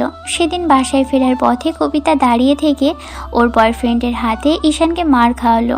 বেশ কয়েকটা ছেলে মিলে ঈশানকে খুব বাজেভাবে মেরেছিল। রাস্তায় চারপাশের লোকজন জড়ো হতেই সবাই সেখান থেকে দৌড়ে পালালো। অবশেষে যখন সবাই চলে গেল, তখন ঈশান নিজেই ওর বন্ধুদের কল করলো। ওরা এসে ছেলেটাকে হসপিটালে নিয়ে যায়। তারপর অফিসের বস অর্থাৎ কবিতার আব্বুকে কল করা হলে সবাই হসপিটালে আসলো। ঈশান সেন্সলেস হয়ে পড়েছিল যখন হসপিটালে আনা হয়, কারণ অনেক বেশি মার খেয়েছে কিনা। তারপর ঘন্টাখানেক পর ডক্টর বেরিয়ে আসলো। জানালেন তেমন কোনো ক্ষতি হয়নি, হাত পায়ে চোট পেয়েছে তবে ভাঙেনি। ঈশান বন্ধুদের থেকে কবিতার আব্বু আম্মু সবই শুনলো। কবিতার আব্বু অনেক বেশি আফসোস করতে লাগলো যে ছেলেটাকে জোর করে ধরে তার মেয়ের সাথে বিয়ে দিল। আর এরকম বকে যাওয়া মেয়ে কিনা তার বয়ফ্রেন্ড নামক একটা বাজে ছেলেকে দিয়ে হাজবেন্ডকে মার খাওয়ালো। কবিতার আব্বু বারবার শুধু এইটুকুই বলছিল, বুঝলে তো কবিতার আম্মু, জীবনের সবচেয়ে বড় ভুল করেছিলাম এখানে এসে। আর এখানে এসে ব্যবসার মধ্যে নিজেকে ডুবিয়ে রেখে নিজের মেয়েটাকে মানুষ করতে পারিনি। তার চেয়ে সবচেয়ে বড় ভুল ছিল ওকে দেশের বাইরে পাঠানো। সেখান থেকে ফিরে একদম বকাটে হয়ে গেছে, যে কিনা নিজের স্বামী নামক মানুষটাকেই চিনতেই পারলো না। জেলের ছেলেটা ওকে এতদিন ধরে রক্ষা করে আসলো, সেই ছেলেটাকে আজকে মার খাওয়ালো। ওর আব্বু আম্মু যদি এসব জানতে পারে, তাহলে আমি কি করে মুখ দেখাবো ওদেরকে। ঈশানের আব্বুকে আমি খুব বড় গলায় বলেছিলাম তাদের ছেলের সাথে আমার মেয়ে ভালো থাকবে, আর এখন তার ছেলেকেই আমি ভালো রাখতে পারছি না। আমার কাছে থেকে বাজে আর খারাপ বিষয় কি হতে পারে বলো তো? ঘন্টা দুই পরে ঈশানের জ্ঞান ফিরলে কবিতার আব্বু আম্মুর সাথে কথা বলতে গেল। কবিতার আব্বু কথা বলে অনেকক্ষণ যাবৎ কান্নাকাটি করলে ঈশান ওনাকে বলল যে এসব ওর জন্যই হয়েছে। সেদিন কবিতার সাথে জোর করে রুড বিহেভ করেছিল বলেই কবিতা রেগে এরকমটা করেছে। কবিতার আব্বু বারবার বলল ওনাদের মেয়ের হয়ে ওনারা ক্ষমা চাচ্ছে, কিন্তু ঈশান তাতে তেমন কিছুই বলল না। দুদিন পর যখনই ছেলেটাকে বাসায় আনা হলো, তখন ঈশান বেশ খানিকটা সুস্থ। আর কবিতার এরকম গা ছাড়া ভাব আর আজে বাজে সব কথা ঈশানের আর শুনতে ইচ্ছে করলো না। ছেলেটা ভাবলো এখানে থাকলে হয়তো জানটা নিয়ে বেঁচে থাকাই মুশকিল হবে। আর সবচেয়ে বড় বিষয় হচ্ছে এখানে থাকলে হয়তো এরপর মারাও পড়তে পারে। আর এই মেয়েটা কিনা যে নিজের স্বার্থের জন্য ওকে খারাপভাবে চেয়েছে, তাকেই মেয়েটা ভালোবাসলো। আর যে ওকে রক্ষা করতে চেয়েছে, ওকে নিজে থেকে ভালোবাসতে চেয়েছে, তাকে কিনা এমন করে আঘাত করছে। ঈশান অনেক দিন যাবৎ নিজেকে বন্দি মনে করেছিল এ বাসাতে, তাই মুক্ত পাখির ন্যায় কিছুটা উঠতে চাচ্ছিল। তার উপরে কবিতাদের অফিসের এত বড় দায়িত্ব, সব কিছু মিলিয়ে ঈশান চাইছিল না এখানে থাকতে। তারপরও ওদের জোড়াজুড়িতে এখানে থাকতে হয়েছে। শেষে কিনা 2 দিন বাদে যখন ঈশান বাসায় আসলো, সেদিন কবিতা বাসা থেকে বেরোলো সকালে আর মাঝরাতে বাসায় ফিরল। আর কবিতার পিছনে লাগানো সেই ছেলেটা ঈশানকে একটা ভিডিও পাঠালো, যেখানে কবিতার আব্বুর সব কিছু ওই ছেলেটা নিজের নামে করে নেওয়ার জন্য কবিতাকে বেশ করে ফাঁসিয়ে ফুসলিয়েছে। খুব নিখুঁতভাবে মেয়েটার মাথার ব্রেন ওয়াশ করে ফেলেছে। ভিডিওটা ঈশান কবিতার আব্বুকে দেখালো। তারপরও ওনাদের সামনে খানিকটা হাত জোর করে বলতে লাগলো, আঙ্কেল, আমার মনে হয় না এরপর আর কিছু বলার প্রয়োজন আছে। আপনাদের কাছে আমি নিজেই হাত জোর করে ক্ষমা চাইছি। আমাকে আর এর মধ্যে জড়াবেন না। আপনারা অনেক ট্রাই করলেন, আমি ওই 3 মাসে অনেক চেষ্টা করেছিলাম। আর প্রথমে নরম হয়ে, তারপর গরম হয়ে, আর তারপর ভালোবেসে বোঝানোর চেষ্টা করলাম। কিন্তু আপনাদের মেয়ে ভালো হবার সময়টা অনেক আগেই চলে গেছে আঙ্কেল। আমি অনেক বড় ভুল করেছি আপনাদের কথায় সায় দিয়ে। কি জানেন তো আঙ্কেল, আব্বু আম্মুর কথা ফেলতে পারি না, তাই সেদিন আপনার সম্মানটা বাঁচাতে এমন করে এরকম একটা বিপদে আমাকে যেচে পড়তে হলো। সবচেয়ে বড় কথা কি জানেন তো, আপনার এরকম একটা বিপদের দিন আমাকে সাহায্য করেছিলেন, তাই আমি এরকম করে আপনাদের কথাতে রাজি হয়ে গিয়েছিলাম। ভেবেছিলাম এত বড় একটা বিপদে আপনারা বাঁচালেন। আপনাদের পাশে যদি দাঁড়াতেই না পারি তাহলে কেমন মানুষ হলাম।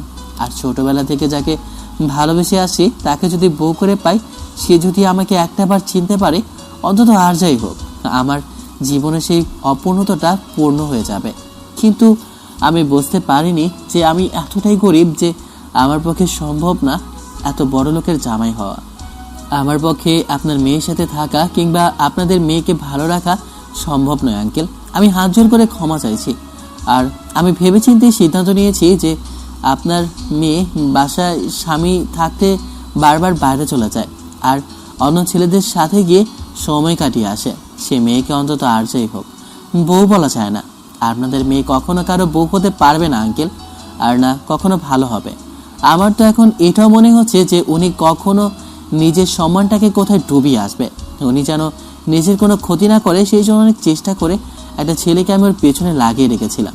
কিন্তু আজকেও দেখেন সে বাইরে গেল আর এইসব বিষয়ে বয়ফ্রেন্ডের সাথে কথা বলল, আবারও আমাকে মারার জন্য প্ল্যান করতে লাগলো।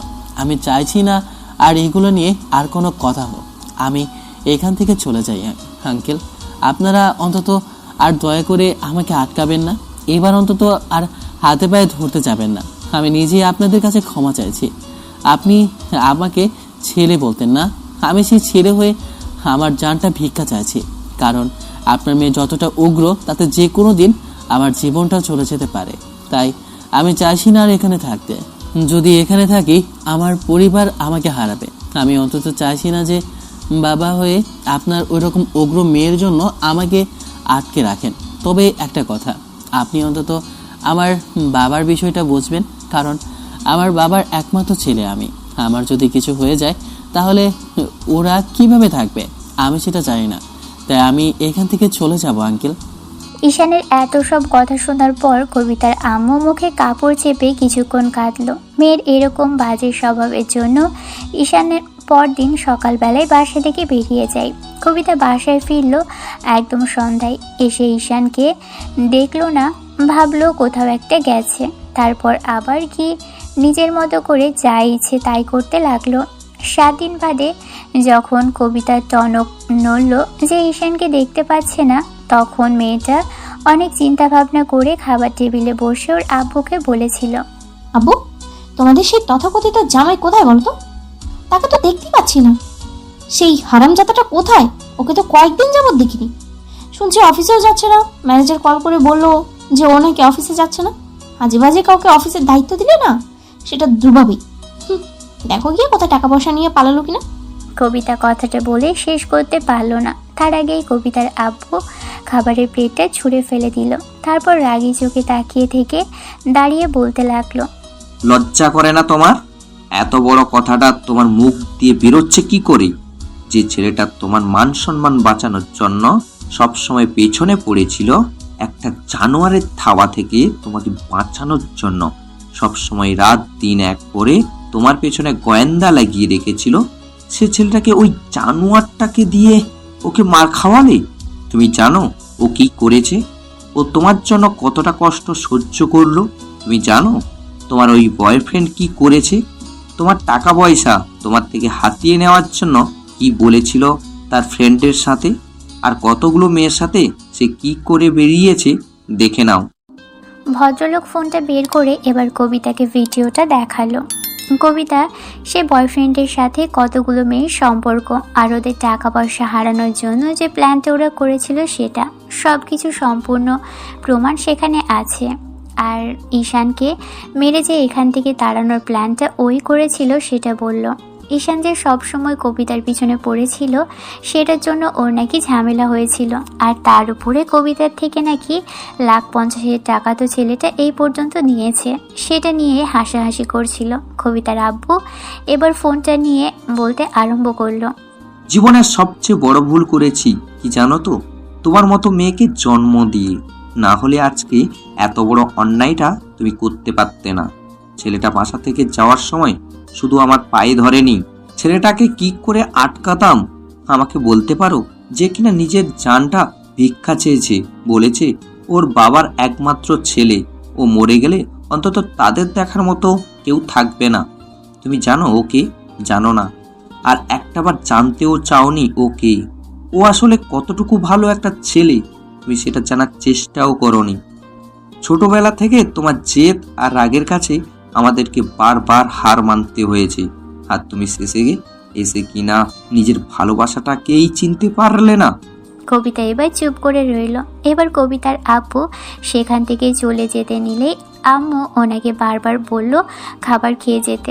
তখন কবিতার আব্বু বলল, খাওয়ার ইচ্ছাটা আমার মরে গেছে সায়লা, আর কখনো খাওয়ার কথা বলো না। এই মেয়ে যেন আমার সামনে না আসে। ওর মতো মেয়ে থাকার চেয়ে না থাকাটা অনেক ভালো ছিল। কবিতা সেখানেই বসে রইল।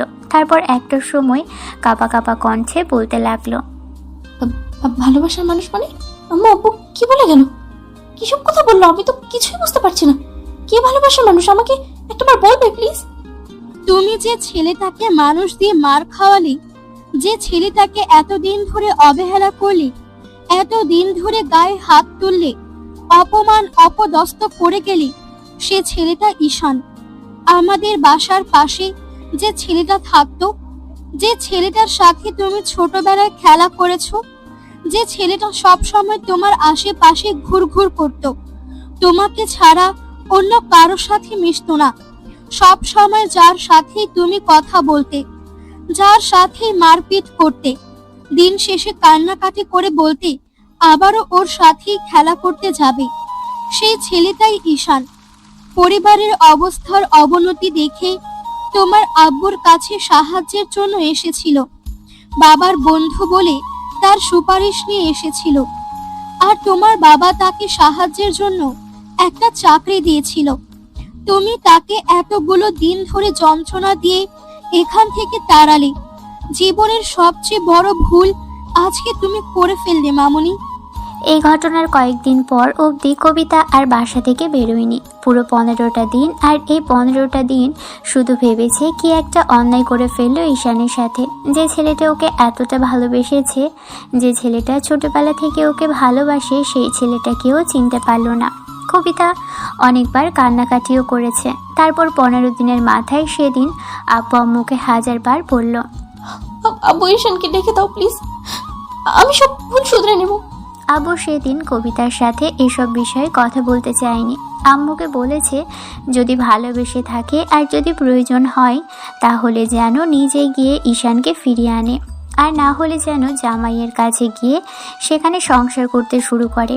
কবিতার আম্মা জানে তাদের মেয়ে এমন কিছু পারবে না, কিন্তু মেয়েটা যে জেদের বশে এরকম কিছুই করবে সেটা কবিতার আব্বু আম্মু বুঝতে পারেনি। কারণ মেয়েটা ওর আম্মুর বলা কথা আর ঈশানের ভালোবাসার কথাগুলো জানতে পেরে শেষে ছেলেটার বাসার উদ্দেশ্যে রওনা দিল। কবিতা অনেকবার আব্বুকে সাথে নিতে চেয়েছিল, কিন্তু আব্বু বলে দিয়েছে যদি যেতেই হয় তাহলে যেন একা গিয়ে ঈশানের রাগ ভাঙিয়ে নিয়ে আসে। কবিতা অনেকবার আব্বুর কাছে মাফ চেয়েছে, কিন্তু ভদ্রলোক তেমন করে কথা বলেনি, শুধু বলেছে, শোনো, যদি ঈশান তোমাকে মাফ করে দেয় তাহলে আমি তোমাকে মাফ করব। তার আগে তোমার সাথে এইসব বিষয়ে আমি কথাও বলতে চাইছি না। নিজের ভালোবাসাকে ফিরে পেতে আর অন্যায়ের প্রায়শ্চিত্ত করতে কবিতা গ্রামে আসলো। গ্রামে এসে অনেকের কাছে জিজ্ঞেস করে তারপর ঈশানের বাসার সামনে আসলো। ঈশানের বাসায় এসে অনেকক্ষণ যাবৎ কবিতা ঈশানের আব্বু আম্মুর সাথে কথা বলল। ওরা জানে না যে ঈশানের সাথে কবিতা কি করেছে, তবে ঈশান কেন বাসায় এসেছে আব্বু আম্মু জিজ্ঞেস করলে ছেলেটা বলেছে ওদের কথা মনে পড়ছিল, তাই কয়েকটা দিনের জন্য এসেছে। ঈশান ভেবেছে কয়েকদিন পর থেকেই চাষবাসের কাজ শুরু করবে, কিন্তু এখানে আসার পর সে কবিতাও চলে আসবে সেটাও ভাবতে পারেনি। সন্ধ্যার মুখে ছেলেটা বাসায় ফিরল। বাসায় ফিরে যখন আম্মুকে ডাকাডাকি করতে লাগলো ফ্রেশ হওয়ার জন্য, তখন কেউ একজন এসে ওর দিকে একটা গামছা এগিয়ে দিলে ঈশান হাত বাড়িয়ে গামছাটা হাতে নিতেই যেন অবাক হলো, কারণ ওর সামনে কবিতা দাঁড়িয়ে আছে আর একদম বাঙালি মেয়েদের মতো কোমরে শাড়ি গুজে। মেয়েটাকে এমন করে শাড়ি পরালো কে? ঈশান অবাক হলো ভেবে যে মেয়েটা এখানে এলো কি করে। ওর মনে হচ্ছে ও ভুল কিছু দেখছে, তাই চোখ জোড়া ডলে নিয়ে কিছু বলতে যাবে তার আগেই কবিতা কাছে এসে দাঁড়ালো আর বলতে শুরু করলো, আরে সোনা, আমি তোমার বউ। এত ভুল কিছু দেখছো না তুমি, যা দেখছো সব সত্যিই দেখছো, আর এখন থেকে আমাকেই দেখবে। ঈশান কোনো কথা না বলে ফ্রেশ হলো। রুমে আসতেই কবিতাও পিছন পিছন রুমে আসলো। আব্বু আম্মু কবিতাকে বাসায় ঢুকতে দিয়েছে কেন সেটা ঈশান ভাবতে লাগলো। আবার মনে হলো ওরা তো জানে না মেয়েটি কি করেছিল। রুমে আসতেই কবিতা রুমে আসলে তখন ঈশান ওর হাত ধরে টানতে টানতে এনে বসার ঘরে দাঁড় করালো। আব্বু আম্মু কথা বলছিল। ঈশান এসে বেশ খানিকটা রাগী কণ্ঠে বলতে শুরু করলো, এই মেয়েকে বাসায় কি ঢুকতে দিয়েছে? আর তোমাদের আমি বলেছি না এখানে কেউ আসলে আমাকে না বলে কাউকে বাসায় রাখবে না? আশ্চর্যের বিষয়, বৌমা বাসায় থাকবে না তো কোথায় যাবে? মেয়েটা এত দূর থেকে এসেছে, ওকে বাসায় রাখবো না তো কোথায় রাখবো শুনি? বাবা, কি হয়েছে রে তোর? এরকম করে কথা বলছিস কেন? আর হ্যাঁ, কি হয়েছে সেটা তো অন্তত বলবি। এরকম রাগ জেদ করলে কি আমরা কিছু বুঝতে পারবো? বল। আমি বলছি কি হয়েছে, সবটা আমি তোমাদের বলছি। সব শোনার পরে তোমাদের যদি আমাকে শাস্তি দেওয়ার হয় দিও, যদি মনে হয় আমি অন্যায় করেছি তাহলে আমি তোমাদের দেওয়ার শাস্তি মাথা পেতে নেব। আপনি যে কাজ করেছেন সেটা কি অন্যায় নয়? সেটা কি ভুল নয়? এরকমটা আপনার সাথে হলে আপনি আমাকে মাফ করতে পারতেন? কখনোই পারতেন না। আপনি যদি ভেবে থাকেন এখানে আসলে আমি আপনাকে মেনে নিব, সেটা আপনার জীবনের সবচেয়ে বড় ভুল ধারণা। আব্বু আর আম্মু বারবার জিজ্ঞেস করতেই কবিতার সব ঘটনা বলল। সব শোনার পর আব্বু আম্মু অবাক চোখে কবিতার দিকে তাকিয়ে রইল। তখন কবিতা কান্নাকাটি করতে করতে নিচে বসে পড়ল। এবার আম্মু এসে কবিতাকে উঠিয়ে দাঁড় করালো আর মুখের পাশে হাত রেখে বলতে লাগলো, তুমি কেন এরকম করেছো আমি বুঝতে পারছি মা। আমার ছেলেটা সামর্থ্য নেই তোমাকে ভালোবাসার, তবে আমার ছেলে তোমাকে ছেড়ে চলে এসেছিল। তাহলে তুমি আবার এখানে কেন এসেছো? তোমার যদি এতই অসুবিধা হয় তাহলে বলে দিতে, ও চলে আসতো। তোমার আব্বু আর ওর আব্বুর কথাতেই তো বিয়েটা হয়েছিল। আমার ছেলেটা তো চায়নি তোমাকে বিয়ে করতে। আমি ভুল করেছি আম্মু, সেই ভুলের প্রায়শ্চিত্ত করতে এসেছি। তোমার ছেলে আমাকে ভালোবাসে, আমি সেটা জানতাম না। ও যে আমার সেই ছোটবেলার খেলার সাথে, সেটা জানলে কখনোই এরকম ভুল করতাম না। সেদিন আম্মু থেকে জানার পর মনে হয়েছে জীবনের সবচেয়ে বড় অন্যায়টা আমি করে ফেলেছি। ওকে একটাবার বলা হলো না আমাকে মাফ করে দিতে। আমি সারা জীবন তোমাদের পায়ের কাছে বসে থাকবো। গ্রামের এই লক্ষ্মী ছোট্ট ঘরের আমি লক্ষ্মী বউ হয়ে থাকবো। তারপর অন্তত আমাকে এখান থেকে তাড়িয়ে দিও না। তোর যদি মনে হয়ে থাকে তুই আমার সাথে এসব নাটক করে পার পেয়ে যাবি, তাহলে তেমনটা কখনোই হবে না। তোর মতো মেয়ে কাউকে ভালোবাসতেই পারে না, আর না কারো বউ হতে পারে। আব্বু আম্মু তোমরা সবটা শুনে নিয়েছ। তোমার ছেলের সাথে ও কি অন্যায় করেছে সেটা জেনে নিয়েছ। কাল সকালে ব্যাগ সমেত একে বাসা থেকে বের করবে। সকালে ঘুম থেকে উঠে আমি ওর মুখ দেখে বেরোবো, কিন্তু বাসায় এসে যেন ওর মুখটা আমার আর দেখতে না পাই। কবিতা ঈশানের পা দুটো দু হাতে জড়িয়ে ধরে কিছু বলতে যাবে তার আগেই ঈশানও চুলের মুঠি ধরে ওঠাতেই আম্মুকে কবিতাকে ছাড়িয়ে নিল। তারপর ঈশানকে থাপ্পড় মারার জন্য হাত ওঠাতেই কবিতা আম্মুর হাতটা ধরে ফেলে আর কাঁদতে কাঁদতে বলে, প্লিজ আম্মু, এরকম কাজ করো না। আমি স্ত্রী হয়ে স্বামীর সাথে এরকম অন্যায় করেছি, তার জন্য এটুকু আমার প্রাপ্য। ওর ভালোবাসা পাওয়ার জন্য যদি আমাকে মরতে হয়, আমি সেটা উত্তর রাজি।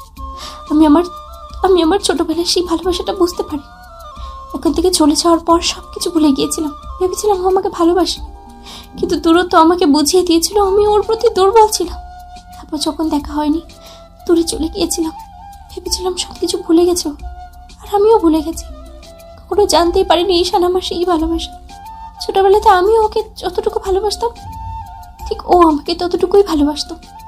আসার সময় ও সেটাই বলে এসেছিল, ওকে পাওয়ার জন্য যদি সারা জীবন আমাকে এই অন্যায়ের প্রায়শ্চিত্ত করতে হয়, ওর কাছে বসে থাকতে হয়, আমি সেটাই করব। ঈশান সেখান থেকে চলে গেল। কবিতা রাতে খাবার সময় ঈশানের পাশেই বসলো।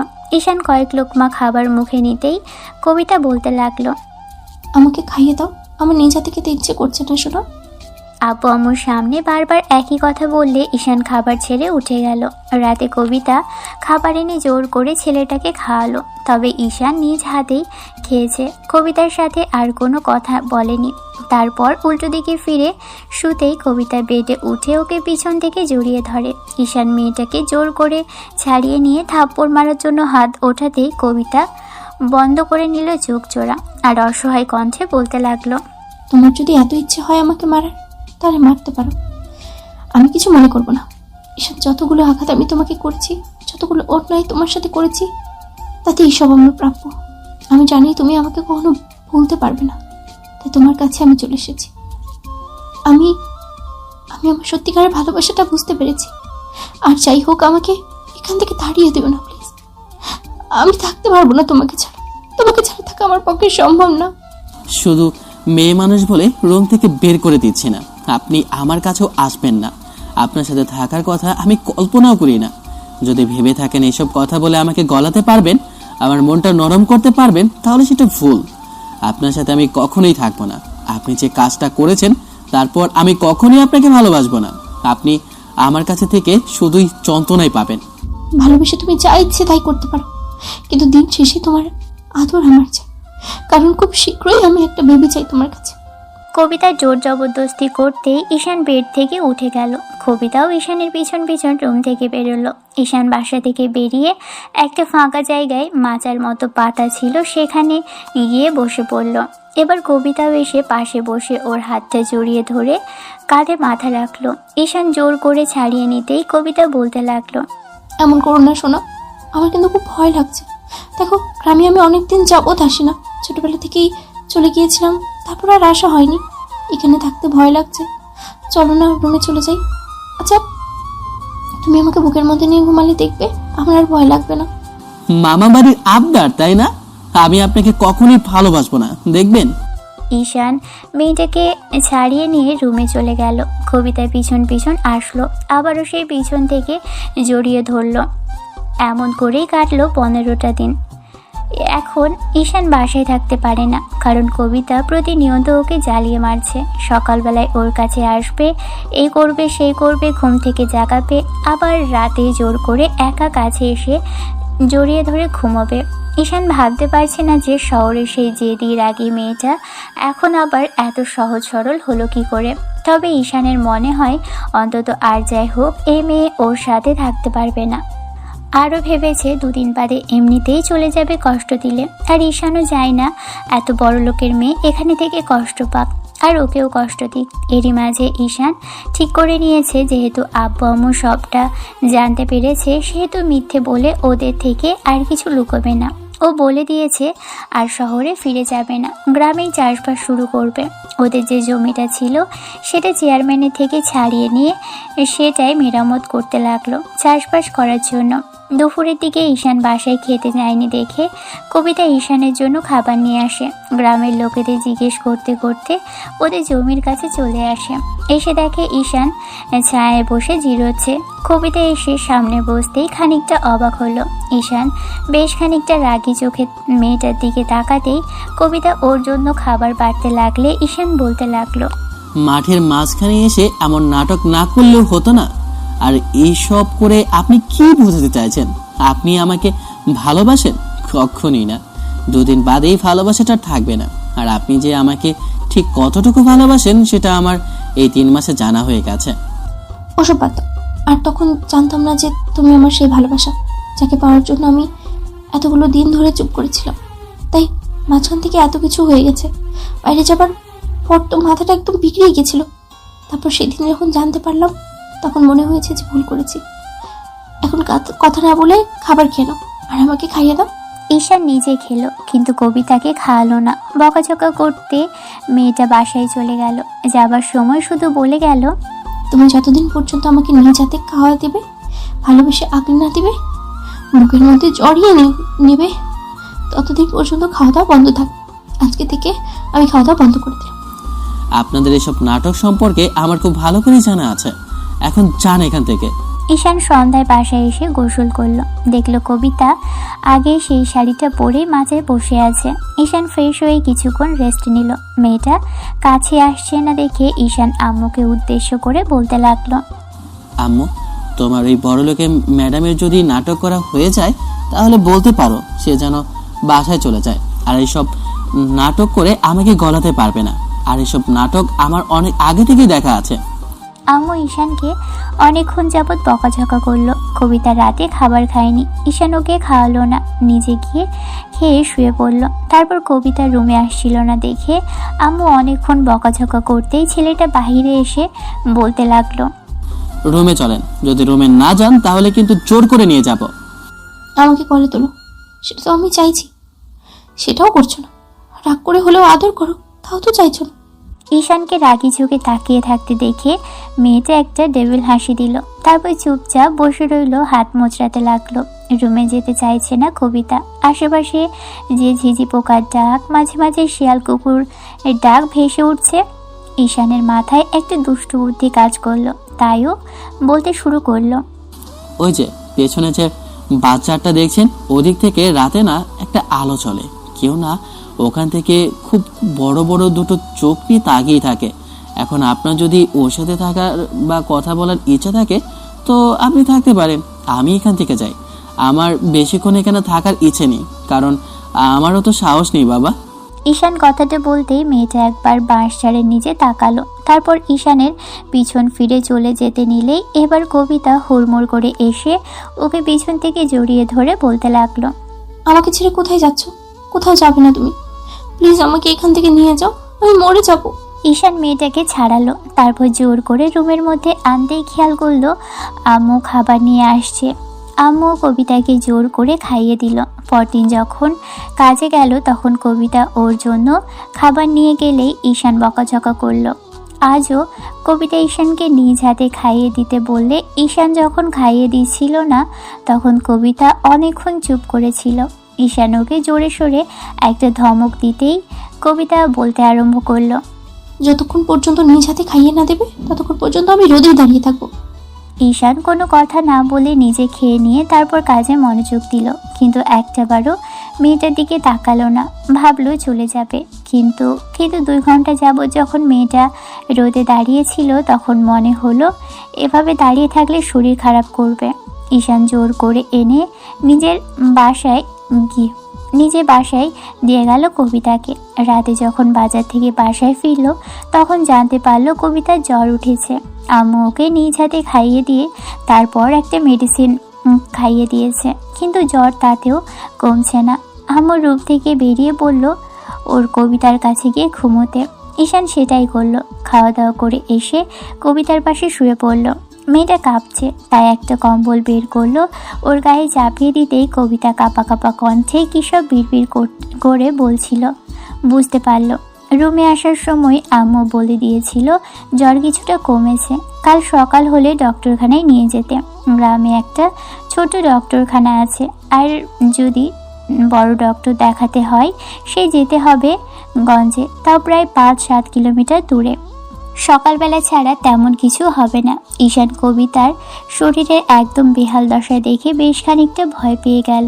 রাতে নিচে থেকে মাথায় জলপট্টি দিলে কবিতার জ্বর কিছুটা কমে। তখন কবিতা ওর দিকে ফ্যাল ফ্যাল করে তাকিয়ে রইল। ঈশান ওকে বকাঝকা করতেই কবিতা একটু হাসার চেষ্টা করে বলল, তোমার ভালোবাসা পাওয়ার জন্য এর থেকেও বাজে কিছু করতে পারি। 2 ঘন্টা তো সেখানে অল্প সময়। যদি চাও তাহলে সারা জীবনেই রোদে দাঁড়িয়ে থাকতে পারি, বৃষ্টিতে ভিজতে পারি। তারপরে 1 ফোঁটা তোমার ভালোবাসা চাই। দিন শেষে জানতে চাই তুমি আমাকে ভালোবাসো আগের মতো।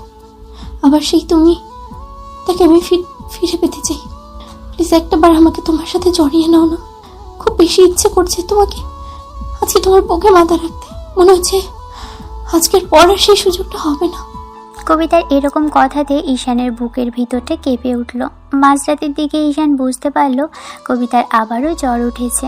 অনেকক্ষণ যাবৎ আবারও মাথায় জলপট্টি দেওয়ার পরে যখন কমছিল না, তখন মাথায় পানি ঢাললো। তারপর আব্বু আম্মুকে ডাকার সিদ্ধান্ত নিয়েও পারল না, নিজে থেকেই কবিতার পাশে শুয়ে পড়ল।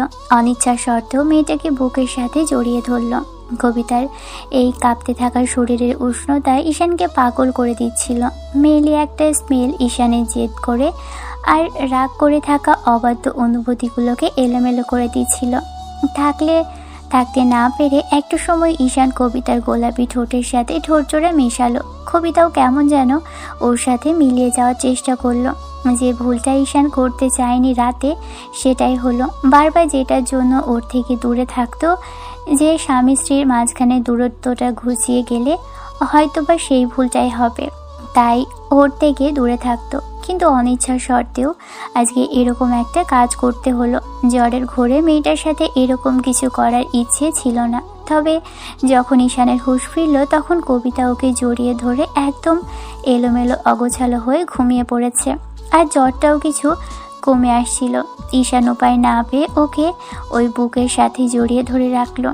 দুজনের অবস্থায় বেহাল, কারোর শরীরে একটাও সুতা নেই। পরদিন সকালে উঠে যখন কবিতা দেখলো ঈশানের বুকের মধ্যে মুখ গুজে দিয়ে ঘুমোচ্ছে, তখন মেয়েটার শরীরের ব্যথায় আরও শরীরে থাকা ঈশানের দেওয়া স্পর্শ আর দুজনের শরীরে কাপড় না দেখে বুঝতে পারলো যে রাতে সেটাই হয়েছে যেটা গ্রামে আসার পর থেকেই কবিতা ঈশানের কাছে বারবার চেয়েছে।